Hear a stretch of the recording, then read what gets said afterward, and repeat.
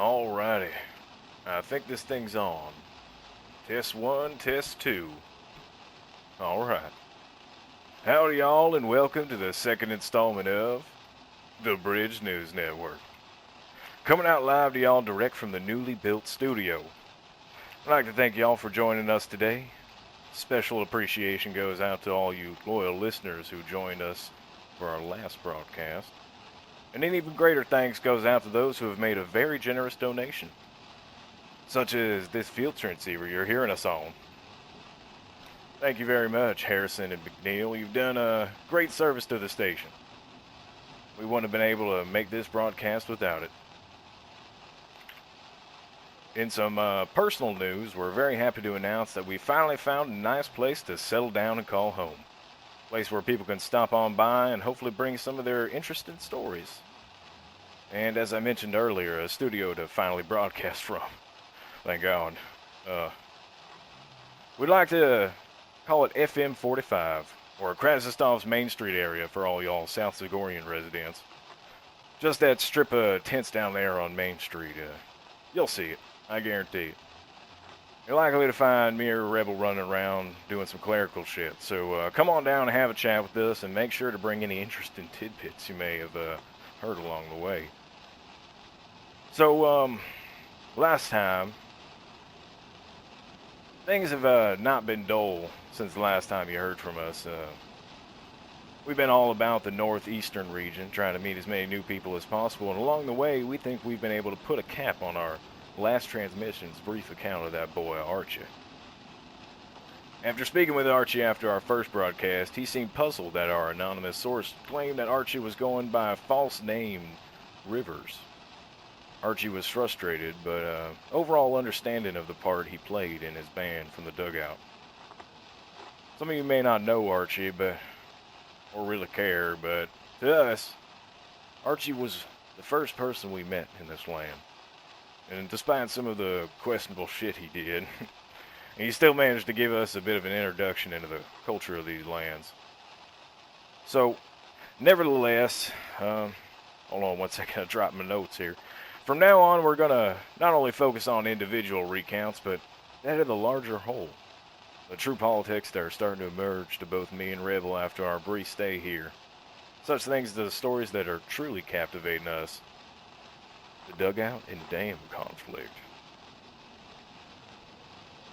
So, as most of you may know by now, we go to great lengths to get the whole story off, or on the table. That means putting ourselves in danger from time to time. This scuffle between dam and dugout got us mighty curious, though. And to ensure we got both sides of the story, we set out to find these damn people the best way possible. Or so we thought.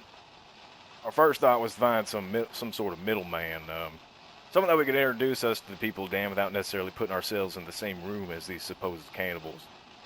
Well, after setting up meeting with an anonymous source, we were told to find our own way into Gorka. Yeah, quite disheartening to say the least. Oh, give me a second, ladies and gentlemen.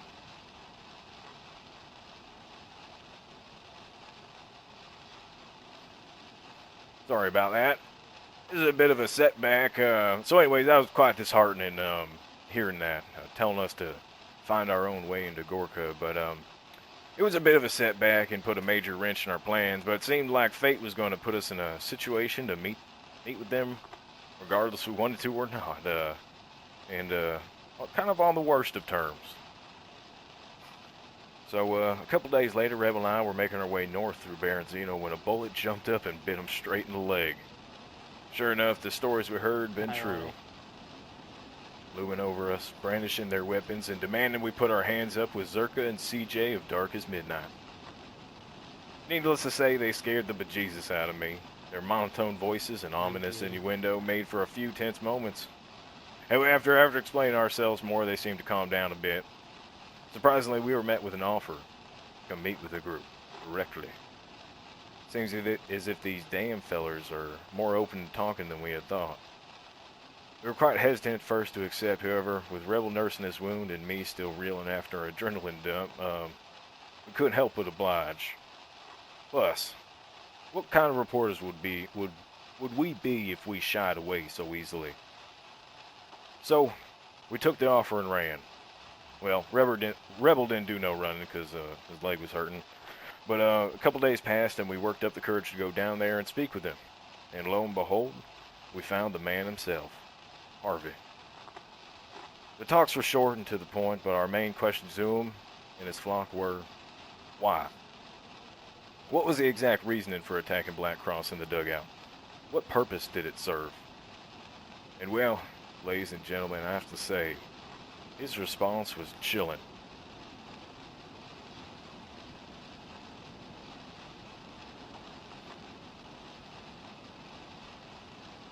So, as a message to Dugout from Dam, he says, and I quote, I want them to grow, flourish, maybe become less reliant, or people could rely less on them. Kind of be their own thing. Attacking them is doing them a favor. He goes on to later recount a personal anecdote with his father to help explain the situation.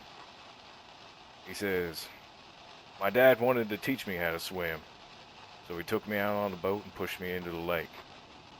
And then he took the boat away. So I had to swim back to the coast or I'd die. It's how shit goes. Sink or swim.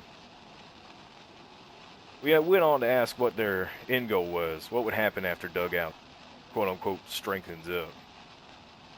He went on to say something even more puzzling. He says, and I quote, I don't know. I don't think that far ahead. Damn. I mean, I don't know about y'all, but that's quite scary to me. These people have amassed a substantial following and seem extremely coordinated, but little to no insight into what come of their actions. Or, if they do have plans, they're keen to keep it away from folks such as myself. So, with that information, we headed back up to the dugout to reiterate what we had just heard from Harvey.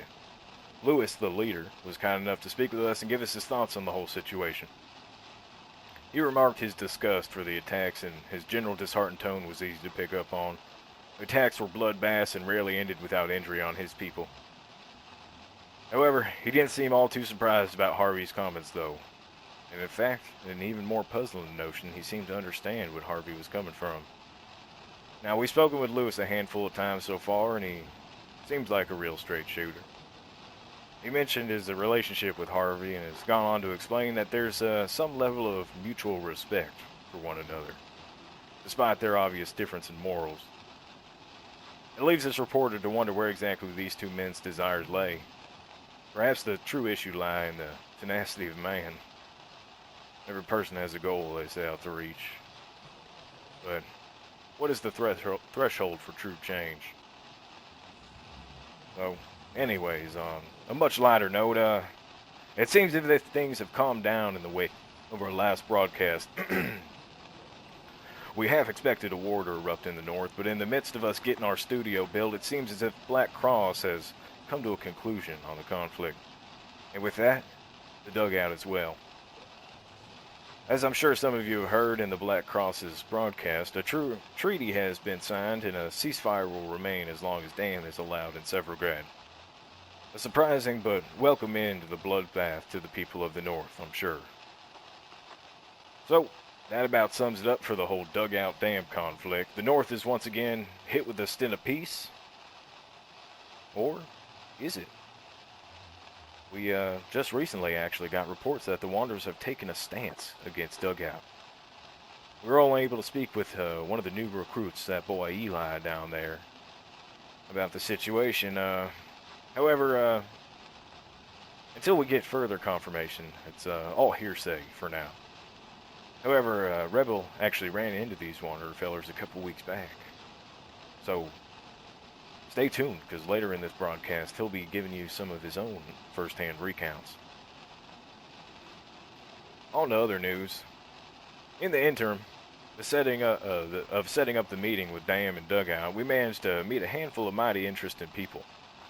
There was this boy named Waldorf, a surly older gentleman who's enjoying his retirement after waking up from a stay in the nursing home. We met some of them boys down at the carnival, as well as a few people down at Canary Row we hadn't met before.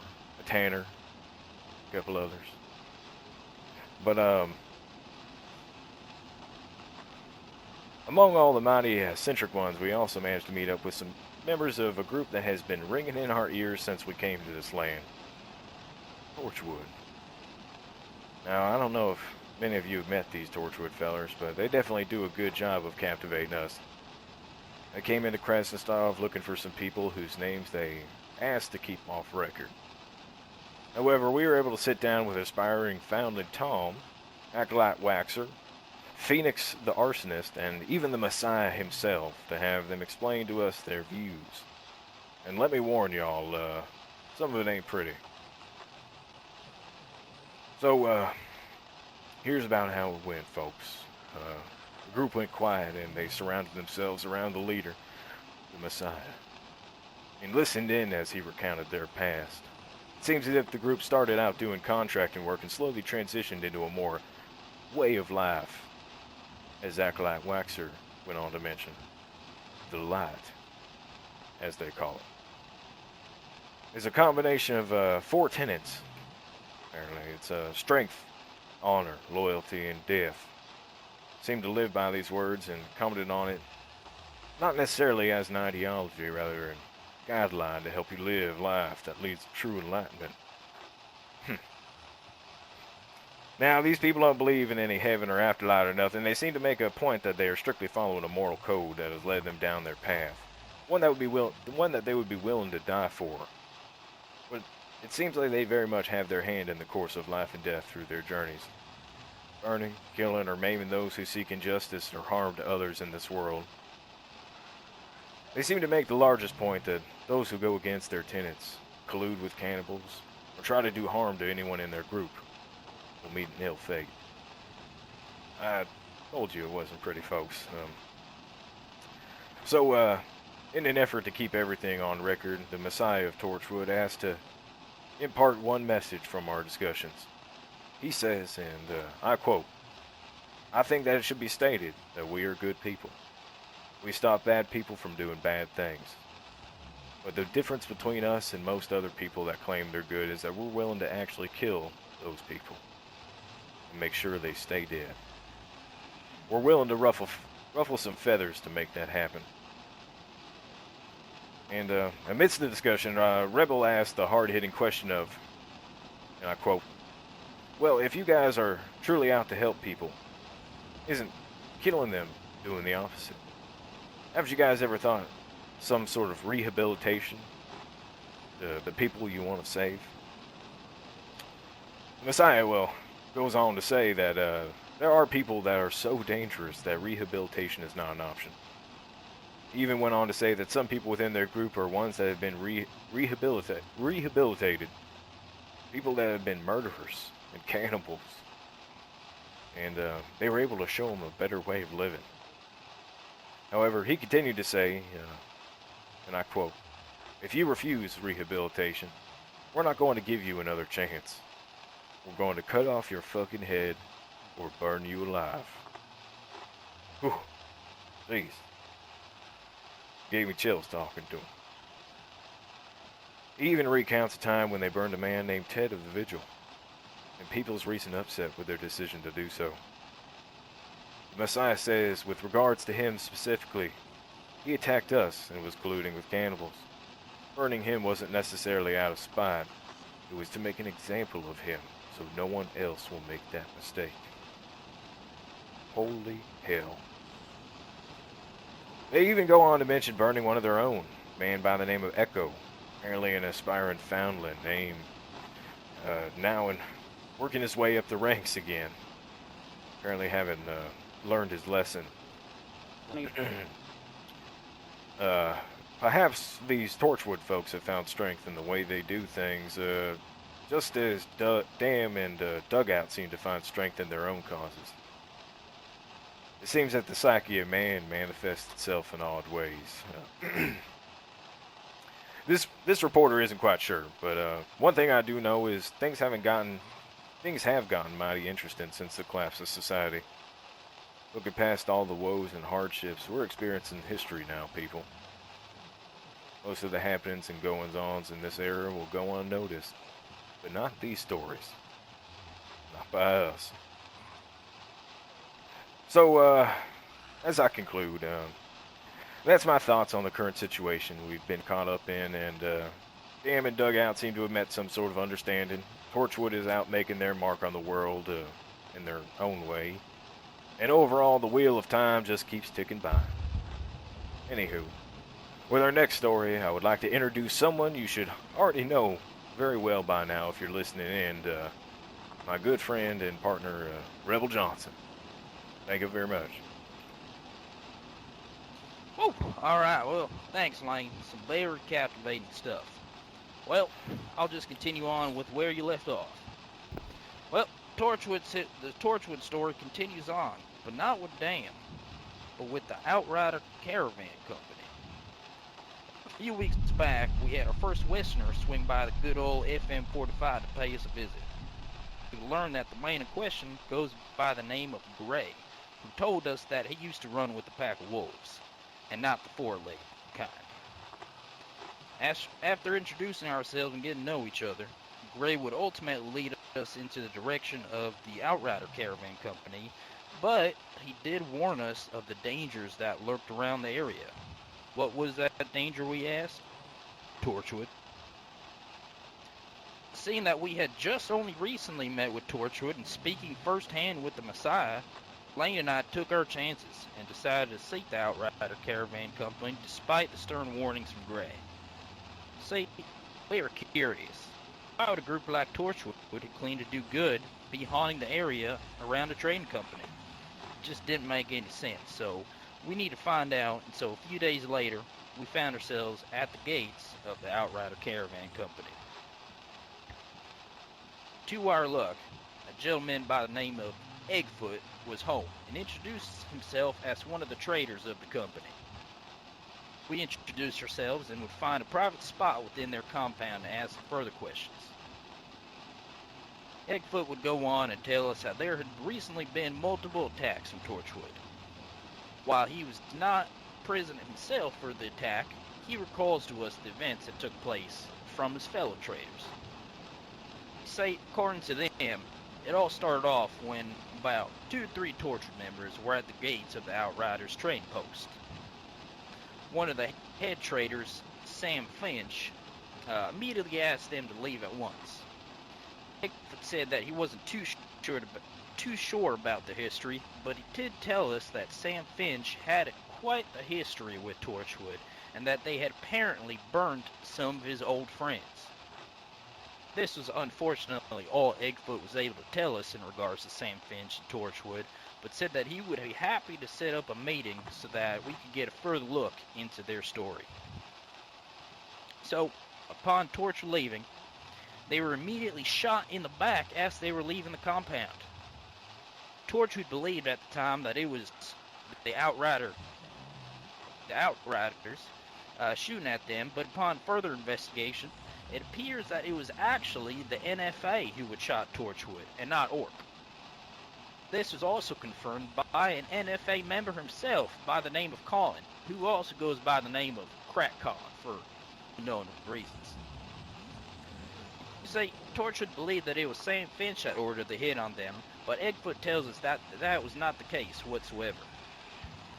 We were told that after that attack, Torchwood return only a few days later and attempt a full-scale raid on the Orc compound. Eggfoot told us that they have some pretty serious shooters in the group though, and so were able to successfully fend off the attack. We asked Eggfoot if there had been any sort of communication between the two groups since the attacks, and he said that only one of them has been approached. That man goes by the name of Woods. Now, according to Eggfoot, Torchwood had claimed that they wished to protect the innocent, and Woods saw that, some of the people in Orc were indeed innocent, and so Woods did not see the sense in the bloodshed continuing. Well, as a result, Woods was cast out. Immediately after, Woods sought out the Orc and had a meeting with Sam Finch in which they explained their history and upbringings and position on things. Bigfoot went on to explain how Orc has no interest in any sort of conflict and they just simply wish to be left alone. They only want to provide a service. Woods understands, but to Egfoot's understanding, Woods returned to Torchwood and delivered their message. Now, according to them, Torchwood agreed to leave them alone, but only if Orc agreed to hand Sam Finch over to them. It was at this time in the interview that we were joined by another Orc trader who goes by the name of Birdie, who listened in on the conversation and added his 2 cents. Seeing that Orc does not seek conflict with Torchwood, seeing that Orc does not seek conflict and Torchwood has to provide a way out of it, we asked Orc if they would consider Torchwood's offer in bringing them Sam Finch. Both Birdie and Egfoot immediately shot that down and said no, that is not something that would ever be considered. To our surprise, however, we did learn that despite Egfoot and Birdie's strong stance, it appears that Sam Finch actually considered it himself. Shit, I mean, there was even a vote held inside the Orc compound, but it was ultimately a unanimous no, that they would not be giving up Sam Finch under any circumstances. Wow, folks, very selfless act by Sam Finch. I mean, shit, he was willing to give himself up in order to provide peace for Orc. I'll tell you what, I haven't met too many people in these lands that are willing to even consider that. Truly a brave and selfless soul. Well, we finalized the interview by asking Orc if they saw any possibility of peace between themselves and Torchwood that did not involve giving up Sam. The response was unsure. Birdie explained that from his experience with Torchwood was that they would often agree to something on paper but would act against it the very next day. He said that the better person, though, to talk to was Sam, as he was the one that was in the center of all this conflict.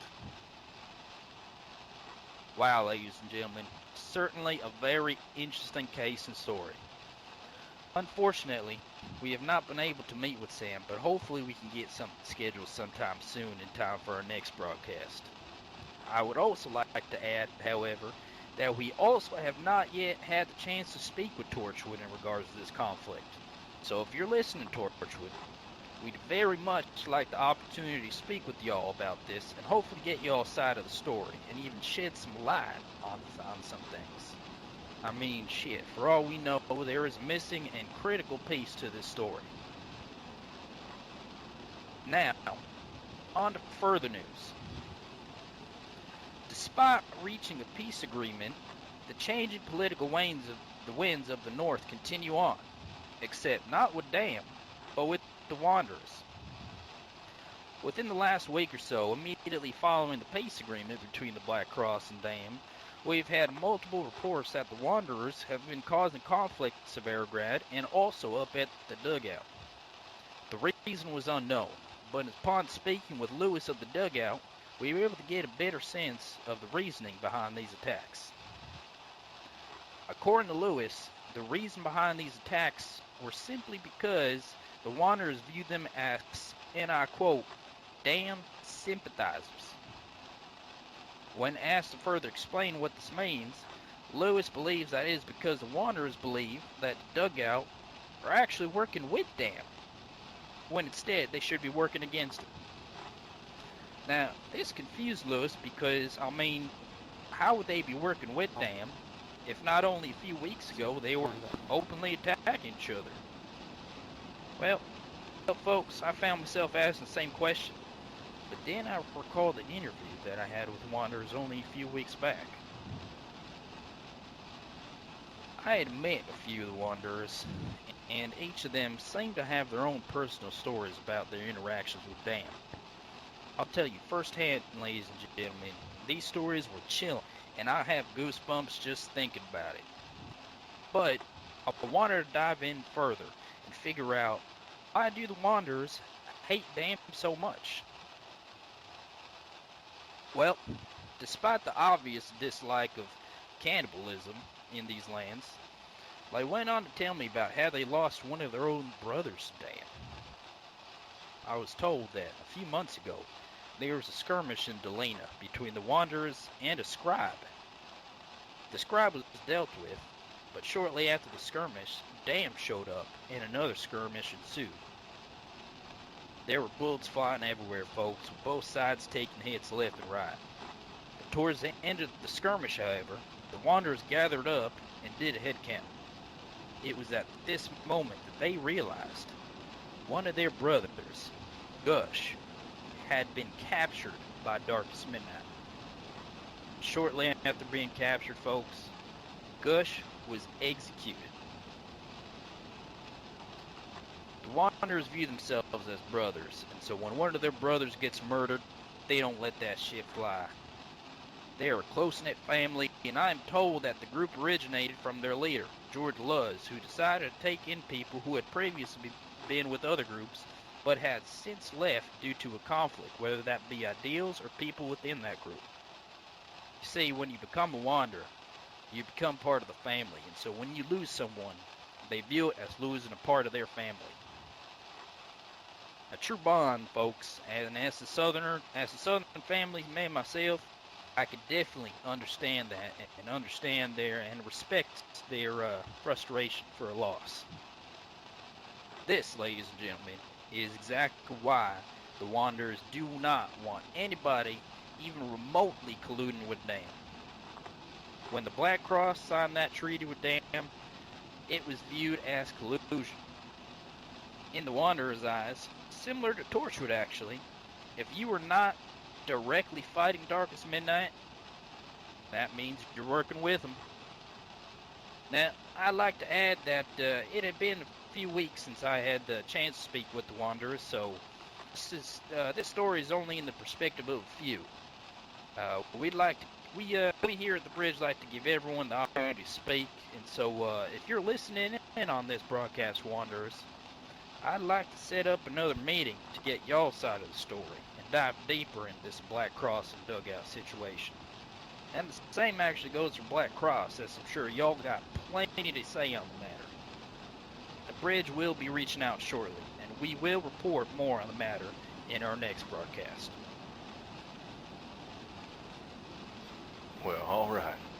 Howdy again, ladies and gentlemen. Lane here. Giving y'all a nice and old shout out to some very nice people we met along the way. This advertisement is not paid, but we felt they were of good notion, so very worthwhile. First ever shout out on the Bridge News Network is going to be out to our boy Cotton down from Cotton Auto Works. Thank you very much, Cotton, for providing the people such as ourselves with a quality service. Cotton's Auto Works offers auto parts, diagnostics, repair, and on-site fueling. Now isn't that something? All services are complimentary by appointment, and customer confidentiality is very much honored. He's located in the middle of Delina, just off the main road, and if you've hit Canary Row, you've gone too far.